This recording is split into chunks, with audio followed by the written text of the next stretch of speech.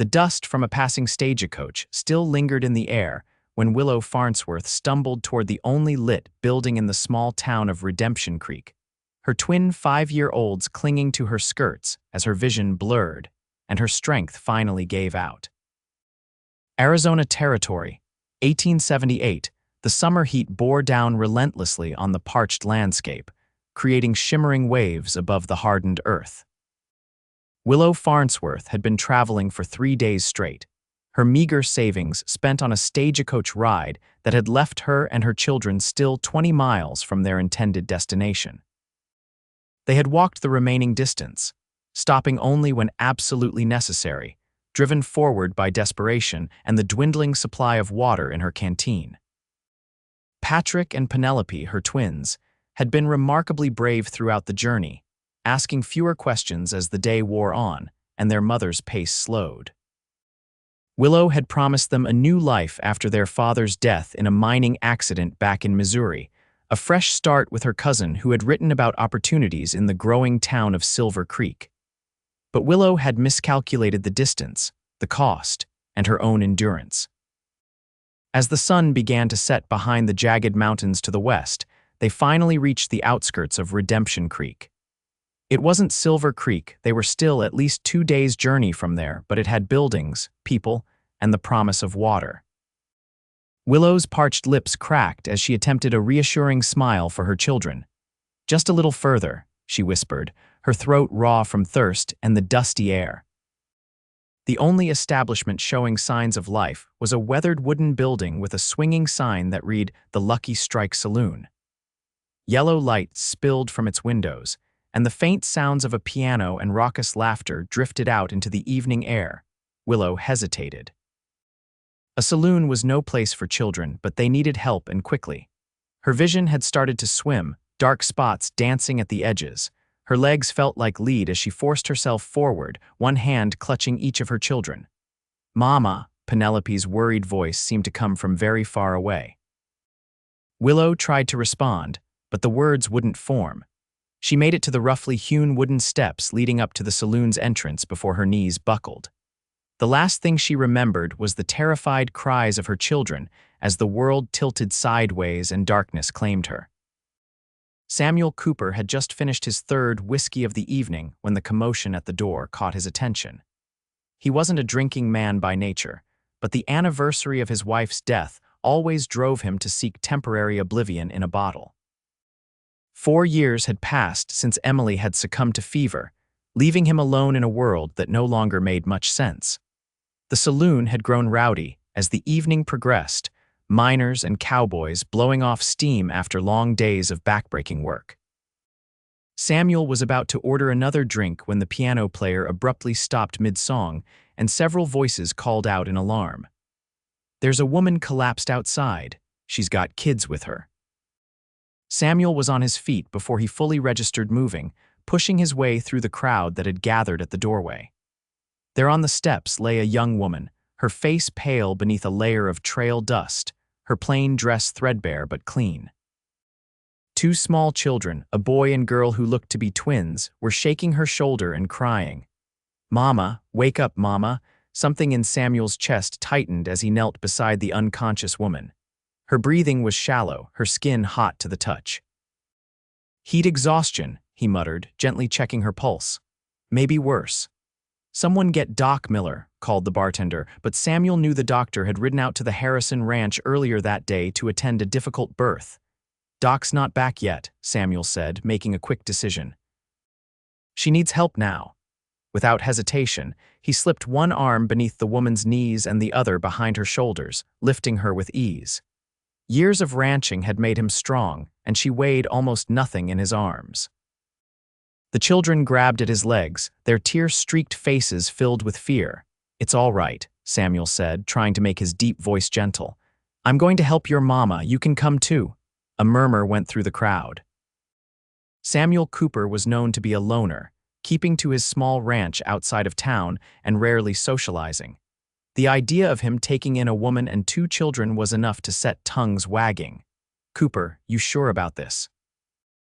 asked the bartender, eyeing the unconscious woman and the frightened children. "I've got clean water and a bed," Samuel replied simply. "She needs that more than she needs gossip. Someone fetch my horse from the hitching post." Minutes later, Samuel had situated the woman across his saddle, mounting behind her to keep her steady. The children were placed in front of one of the saloon girls who had volunteered to ride with them to Samuel's ranch. "My shack isn't much," Samuel told the children as they rode out of town, "but your mama will be safe there." The twins said nothing, clinging to the saloon girl, their eyes never leaving their mother's limp form. Samuel's shack, as he humbly called it, was in fact a modestly sized cabin he had built himself after selling his larger ranch following Emily's death. It sat on 20 acres of decent grazing land with a small creek running through it, about a mile outside of town. The cabin was simple but solid, with 2 rooms, a stone fireplace, and a covered porch that wrapped around 2 sides.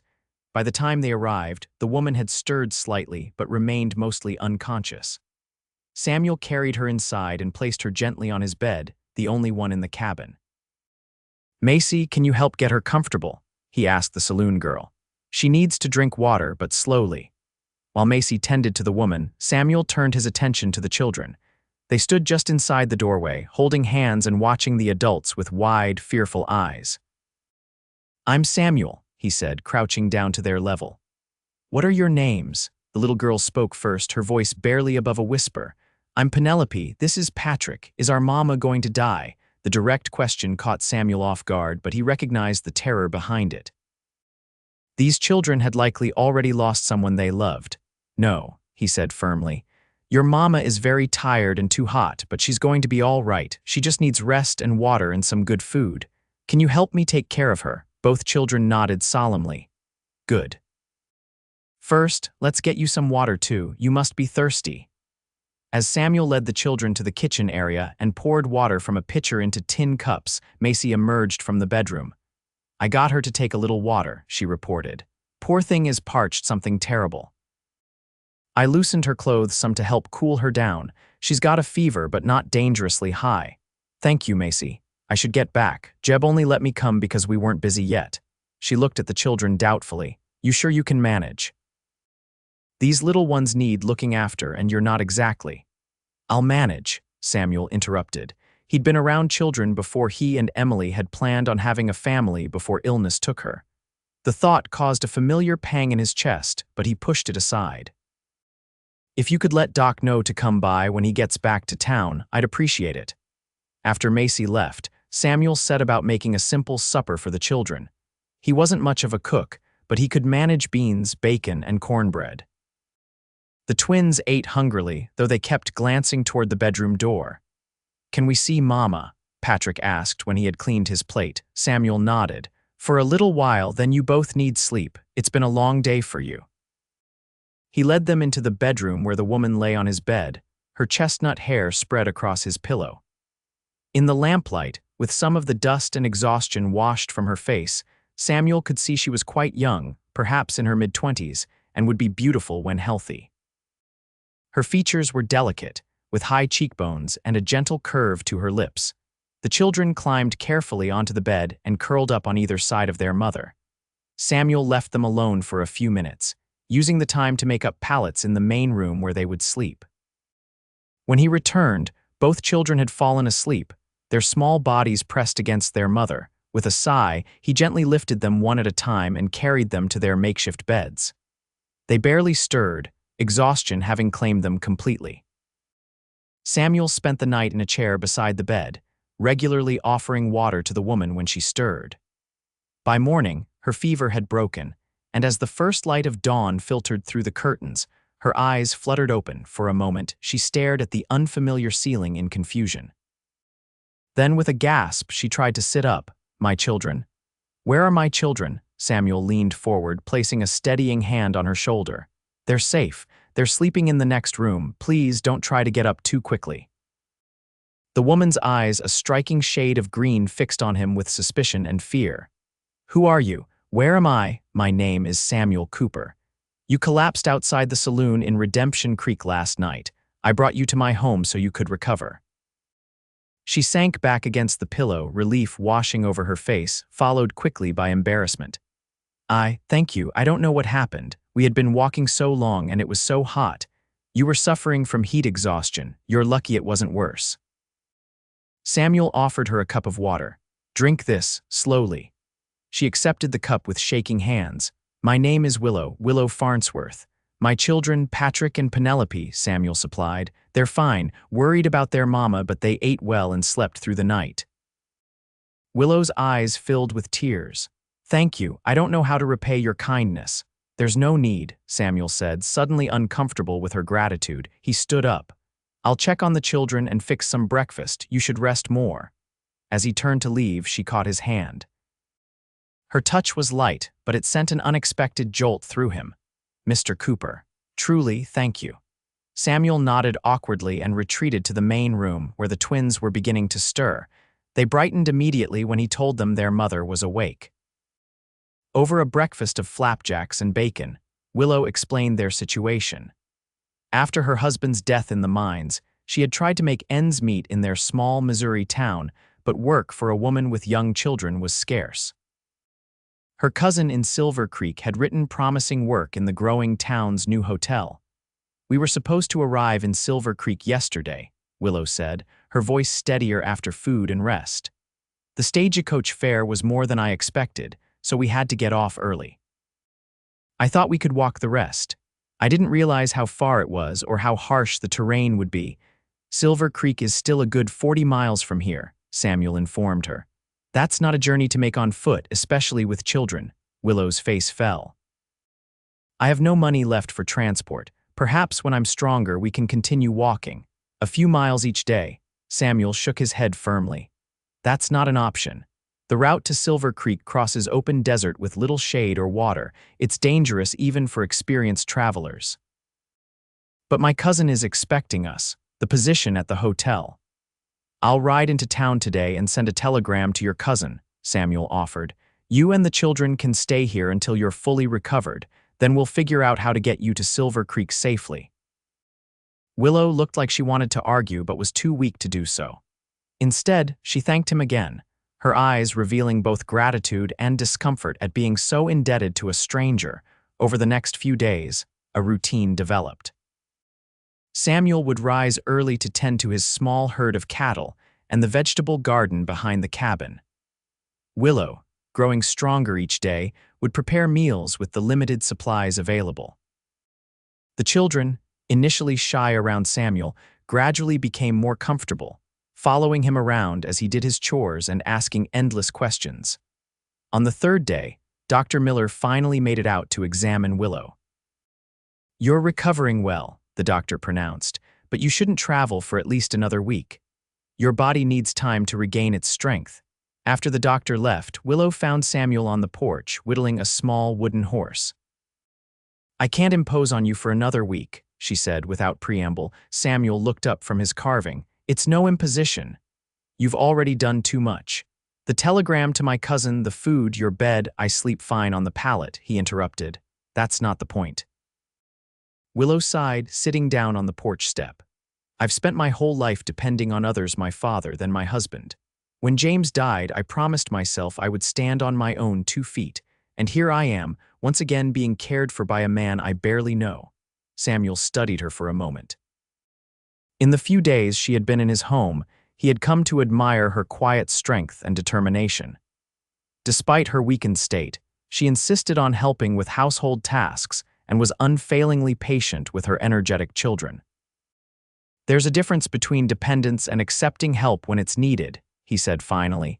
Staying here while you recover isn't weakness, Willow, it's wisdom. A small smile touched her lips. You're very kind, Mr. Cooper, Samuel, he corrected. If we're going to be sharing a home, even temporarily, you should call me Samuel. Samuel, she repeated softly. The way she said his name stirred something in him that had been dormant for a long time. He quickly returned his attention to the wooden horse in his hands. I made this for Patrick, he said, changing the subject. And I'm working on a doll for Penelope next.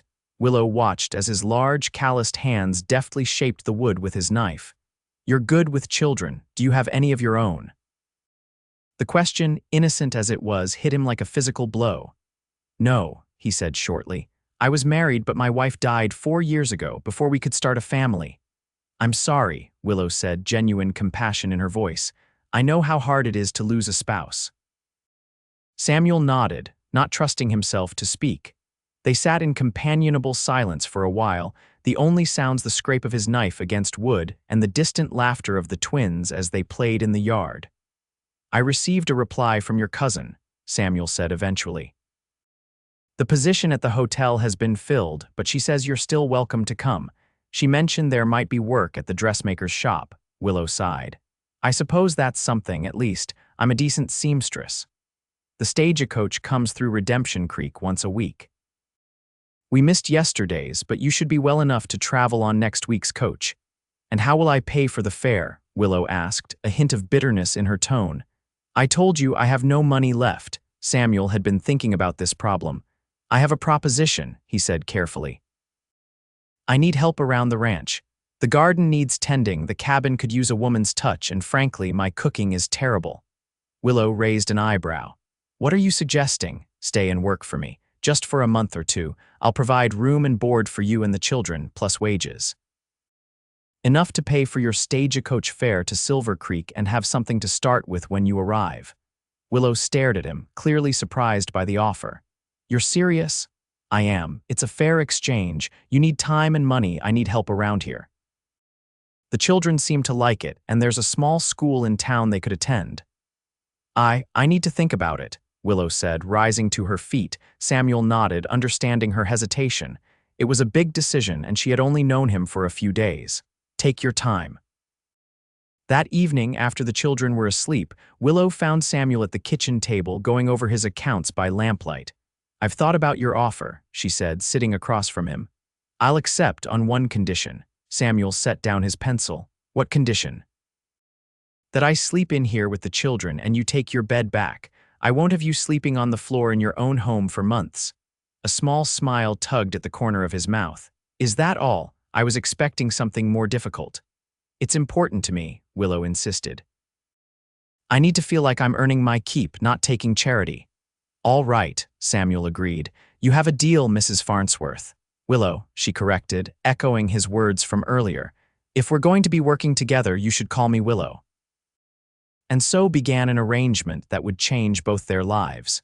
Willow proved to be an excellent housekeeper and cook. Under her care, the cabin became noticeably more comfortable. She hung curtains made from flour sacks, arranged wildflowers in tin cans on the table, and somehow made Samuel's plain dishes taste better than they ever had before. The children thrived in the open space of the ranch. Patrick followed Samuel everywhere, soaking up knowledge about cattle and horses like a sponge. Penelope, more reserved than her brother, gradually came out of her shell, especially when Samuel taught her to ride the old, gentle mare he kept for light work around the ranch. As the days passed, Samuel found himself looking forward to returning to the cabin after his work. The sound of children's laughter and the smell of cooking no longer caused him pain as they once had, reminding him of what he had lost. Instead, they began to heal something inside him that had been broken since Emily's death. For Willow, the ranch offered a respite from the constant struggle she had endured since becoming a widow. The work was hard, but satisfying, and Samuel was a fair employer. He never raised his voice, never complained about the twins' noise or messes, and always treated her with respect. One evening in late August, about 3 weeks into their arrangement, Samuel returned from town with a surprise. He carried a large parcel wrapped in brown paper. What's this? Willow asked as he set it on the table. Open it and see, he replied, an unusual hint of excitement in his voice. Willow untied the string and folded back the paper to reveal several lengths of pretty cotton fabric, a paper of pins, and 2 spools of thread. I noticed your dress is getting rather worn, Samuel explained, suddenly self-conscious. I thought you might like to make something new for yourself, and maybe for the children too. Willow ran her hand over the fabric, tears welling in her eyes. It had been so long since anyone had given her a gift, especially something so thoughtful. Thank you, she whispered. This is very kind. Samuel shrugged, embarrassed by her emotion. It's practical, can't have my housekeeper looking shabby. But they both knew it was more than that. It was an acknowledgement of Willow as a woman, not just a worker or a mother. It recognized her desire to take pride in her appearance, something she had sacrificed for necessity's sake for too long. That night, after the children were asleep, Willow stayed up late cutting pattern pieces by lamplight. Samuel sat nearby, working on a piece of harness that needed mending, occasionally glancing up to watch her slender fingers move deftly with the scissors. "Why did you really bring me here?" Willow asked suddenly, breaking the comfortable silence. Samuel looked up, startled by the question. "What do you mean? You could have taken me to the doctor in town that night, or to a boarding house. Why bring me to your home?" Samuel considered the question carefully. "I'm not entirely sure," he admitted finally. "Something about seeing you there with your children. I couldn't just leave you to the mercy of strangers. But you were a stranger too." "Yes, but," he paused, searching for the right words, "I know what it's like to be alone in the world. To feel like there's no one to turn to. After Emily died, I shut myself away out here, barely spoke to anyone for months. It was a dark time." Willow set down her scissors. "How did you find your way back?" "I'm not sure I have entirely," Samuel said softly, "but helping you and the twins. It's reminded me that there's more to life than just existing from one day to the next." Their eyes met across the table, and something unspoken passed between them, a recognition of shared pain, shared healing. The moment was broken when a small voice called from the other room. "Mama." "I had a bad dream." Willow rose immediately. "I should go to her." Samuel nodded, watching as she disappeared into the other room. He sat for a long time afterward, thinking about the strange turn his life had taken and the unexpected warmth that had returned to his heart. As September rolled into October, the weather began to cool, and the landscape transformed with the changing season. The deadline Willow and Samuel had discussed for her departure to Silver Creek came and went without either of them mentioning it. Willow had started taking in sewing from townspeople, adding to her savings. The twins were now attending the small schoolhouse in Redemption Creek, riding double on Samuel's old mare each morning, with Samuel or Willow accompanying them. One crisp Saturday morning, Samuel announced he needed to ride to a neighboring ranch to discuss buying a bull. "I'll be gone most of the day," he told Willow. "Will you and the children be all right here alone?" "Of course," Willow assured him. "We'll be fine. I have bread to bake and mending to finish." When Samuel returned late that afternoon, he found the cabin empty. Alarmed, he checked the barn and outbuildings before noticing small footprints leading toward the creek. Following them, he came upon a scene that stopped him in his tracks. Willow sat on the creek bank, her skirts spread around her, teaching the twins how to fashion small boats from twigs and leaves. The late afternoon sun turned her hair to burnished gold, and her laughter carried clearly on the still air as Patrick's boat capsized in the gentle current. Samuel stood watching them, struck by how right they looked there on his land. How right it felt to come home to them. Penelope spotted him first. "Samuel," she called, waving excitedly, "come see our boats." He walked down to join them, accepting the muddy leaf boat Penelope proudly presented to him. "That's fine craftsmanship, Miss Penelope. Mama showed us how. She used to make them with her papa when she was little." Samuel glanced at Willow, who was watching him with a soft expression he couldn't quite decipher. "Is that so?" "Yes," she said, rising and brushing off her skirts. "Some of my happiest memories are of playing by the stream near our home in Kentucky." "Kentucky. You never mentioned you were from Kentucky." Willow smiled. "There's a lot we still don't know about each other, Samuel Cooper." The way she said it like they had all the time in the world to learn sent a pleasant shiver through him. That evening, after the children were asleep, Samuel brought out a bottle of whiskey he kept for special occasions. He poured a small glass for Willow and one for himself. "What are we celebrating?" she asked, accepting the glass cautiously. "Nothing in particular," Samuel replied, settling into his chair by the fire. "Just thought you might enjoy it." Willow took a tentative sip and wrinkled her nose. "It's very strong," Samuel chuckled. "It grows on you." They sat in comfortable silence for a while, watching the flames dance in the fireplace. The autumn nights were growing cooler, and the fire was a welcome addition to their evening routine. "Willow," Samuel said finally, setting down his glass, "I've been thinking." She looked at him expectantly, her green eyes reflecting the firelight. Your 2 months of work are up next week. By my calculation, you've earned enough for stagecoach fare to Silver Creek for you and the children with a bit left over." He paused, gathering his courage. "But I'd like you to stay." Willow's expression was unreadable. "Stay as your housekeeper." "No," Samuel took a deep breath. "As my wife." The words hung in the air between them. Willow's eyes widened, and for a terrible moment, Samuel thought he had made a disastrous mistake. Then she spoke, her voice barely above a whisper. "Are you asking me to marry you?" "I am." Now that he had started, the words came more easily. "I know it hasn't been long, and maybe this seems sudden, but these past weeks with you and the children here. It's been the happiest I've been in 4 years. The cabin feels like a home again. I feel like myself again." Willow set her glass down carefully. "Samuel, I care for you deeply. You've been so kind to us and the children adore you. But marriage? Is it too soon after your husband's death?" Samuel asked gently. "No, it's been over a year." Willow shook her head. "It's just, I married James when I was 18. I never really knew what it was to be on my own, to make my own way. I came west to find independence, to prove to myself I could stand on my own 2 feet. And you have proven that," Samuel said earnestly. "You've shown incredible strength and determination. Marrying me wouldn't change that. It wouldn't be about me taking care of you. It would be about us building something together as equals." Willow rose from her chair and walked to the window, looking out at the night sky. "The children need stability," she said softly, "and a father figure, Patrick especially. You've been so good with them." "I've grown to love them," Samuel admitted, "as I've grown to love you." Willow turned to face him, her expression serious. "I need time to think, Samuel. This isn't a decision I can make lightly." "Of course," he agreed, though his heart sank a little. "Take all the time you need." The next day passed in awkward tension. Samuel spent most of it outside working, giving Willow space to consider his proposal. The children sensed the change in atmosphere but didn't understand its cause.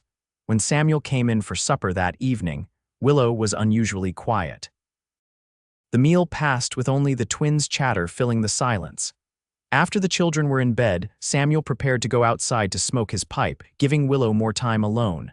"Wait," she said as he reached for the door. "I've made my decision." Samuel turned, his heart pounding. "And?" "I'll marry you," Willow said, a small smile playing at her lips. "But on one condition." "Name it," Samuel said, relief and joy flooding through him. "That you understand this is a partnership. I won't be dependent on you. I want to contribute to this ranch, to our life together. As an equal." Samuel crossed the room in 3 strides and took her hands in his. "I wouldn't have it any other way." They were married 2 weeks later in the small church in Redemption Creek. The ceremony was simple, attended by a few townspeople who had come to know Willow through her sewing work and the children's school. Patrick proudly served as best man, wearing a new shirt Willow had made for the occasion. Penelope scattered wildflower petals down the short aisle, her face serious with the responsibility. Willow wore a dress of soft blue fabric, one of the lengths Samuel had bought her that day in August. She had worked on it in secret, staying up late after the children were asleep to finish the delicate embroidery around the collar and cuffs. When the preacher pronounced them husband and wife, Samuel kissed her gently, mindful of their audience. But in that kiss was a promise of deeper passion to come. That evening, after a small celebration at the ranch with their few guests, Samuel and Willow stood on the porch watching the twins chase fireflies in the yard. "Are you happy, Mrs. Cooper?" Samuel asked, his arm around her waist. Willow leaned into him, a contentment she hadn't felt in years washing over her. "Very happy, Mr. Cooper." The transition to married life was not without its challenges. Both Samuel and Willow were used to making decisions independently, and there were occasional clashes as they learned to compromise. But these were outweighed by the joy they found in building a life together. The cabin, too small for a growing family, was expanded that winter. Samuel and some men from town added 2 more rooms, a proper bedroom for the twins and a small sewing room for Willow, where she continued to take in work from townspeople. By spring, Willow had news that brought both joy and trepidation. She was expecting a child. Samuel's reaction when she told him erased any fears she might have had. "A baby," he whispered, placing a gentle hand on her still flat stomach. Our baby. The twins were excited about the prospect of a new sibling, though Patrick was adamant that it should be a brother. We already have a sister, he explained seriously to Samuel. We need a brother to even things out. Summer brought lush growth to the garden Willow had expanded, and fall saw a bountiful harvest. As Willow's pregnancy progressed, Samuel insisted she rest more, taking on some of her household duties himself and hiring a local girl to help with the heavier work. You're fussing too much, Willow told him one evening as he insisted on rubbing her swollen ankles. I'm pregnant, not made of glass. Humor me, Samuel replied, pressing a kiss to her forehead. I missed this experience with Emily. I want to savor every moment with you. The baby, a boy they named Samuel Jr., was born on a cold December night with the assistance of Doc Miller and a midwife from town. The birth was difficult but uncomplicated, and when Samuel first held his son, tears streamed unashamedly down his weathered face. He's perfect, he whispered, carefully placing the infant in Willow's arms, just like his mother. Patrick and Penelope, allowed into the room the next morning to meet their new brother, were suitably impressed with the tiny, red-faced creature. He's awfully small, Patrick observed critically. You were that small once, Willow told him with a tired smile. Was not, Patrick retorted, but he reached out a tentative finger to touch the baby's hand. When the tiny fingers curled reflexively around his, a look of wonder crossed his face. The months that followed were a blur of midnight feedings, diaper changes, and the constant adjustments that come with a new baby. But through it all, the love between Samuel and Willow deepened, strengthened by the trials they faced together. By the following summer, young Samuel, called Sam by everyone to distinguish him from his father, was crawling and beginning to pull himself up on furniture. The twins, now 7, were thriving in school and had made friends in town. Willow's sewing business had grown to the point where she was considering hiring an assistant. One evening, as they sat on the porch watching the sunset, Samuel turned to his wife. Do you ever think about that night, when you collapsed at the saloon door? Willow smiled, adjusting baby Sam on her lap. Sometimes, it seems like another lifetime ago. I've never told you this, Samuel said, but that was the anniversary of Emily's death. I was in town drinking, trying not to think about what I'd lost. He reached over and took her hand. I never imagined that same day would bring me everything I never knew I wanted. It's strange how life works, Willow agreed. I came west looking for independence, determined to make my own way. Instead, I found a partner to share the journey. Samuel leaned over and kissed her softly. And what a journey it's been. As the sun dipped below the horizon, painting the sky in shades of orange and pink, the couple sat in contented silence, surrounded by the family they had built together. From tragedy and chance had come love and new beginnings, a testament to the resilience of the human heart and the unexpected blessings that can arise from life's most desperate moments. 5 years later, the Cooper Ranch had flourished, growing from 20 acres to over 100, with a herd of 50 cattle and 6 horses. The original cabin, now expanded to a proper 6-room house, still stood at the heart of the property, surrounded by well-tended gardens and a white picket fence Willow had insisted upon. Patrick, at 12, was Samuel's right hand on the ranch, showing a natural aptitude for working with the animals. Penelope, equally capable but more inclined toward academics, excelled in the school that had grown along with the town. Young Sam, now 4, was joined by his 2-year-old sister, Emily Rose, named in honor of Samuel's first wife, a gesture that had brought tears to his eyes when Willow suggested it. Willow's sewing business had evolved into a small dress shop in town, managed mostly by her assistant while Willow split her time between the shop and the ranch. The independence she had sought when coming west was realized, though in a way she never could have imagined. On the 10th anniversary of the night Samuel had carried Willow to his cabin, they hosted a gathering at the ranch. Friends from town, neighboring ranchers, and even Willow's cousin from Silver Creek came to celebrate. As the party wound down and guests began to leave, Samuel found Willow standing alone by the creek where she had once taught the twins to make leaf boats. "Happy anniversary," he said, Wrapping his arms around her from behind, Willow leaned back against his chest. 10 years. Sometimes I can hardly believe it. Best decision I ever made, carrying you home that night. Willow turned in his arms to face him. At 35, she was more beautiful than ever in Samuel's eyes, the lines at the corners of her eyes and mouth only adding character to her face. I was thinking, she said, a familiar gleam in her eye that Samuel had come to recognize as her planning expression. The room the boys share is getting crowded. Patrick's nearly a young man now. Perhaps it's time to build him his own space. Samuel raised an eyebrow. Is that so? And would this have anything to do with the fact that you've been ill every morning this past week? Willow's eyes widened. How did you know? I know you, Willow Cooper, Samuel said with a gentle smile. Better than anyone. I've seen you through 2 pregnancies already. A blush rose to Willow's cheeks. I was going to tell you tonight, after the party. Samuel placed a hand on her still flat stomach. Another child, our family just keeps growing. Are you happy about it? Willow asked, a hint of uncertainty in her voice. We didn't plan this one. I couldn't be happier, Samuel assured her, pulling her close. Each child is a blessing. Each day with you is a gift I never expected to have. As they walked back to the house hand in hand, the setting sun gilded the landscape in golden light. The ranch, once a lonely outpost where Samuel had hidden from life, now hummed with activity and love.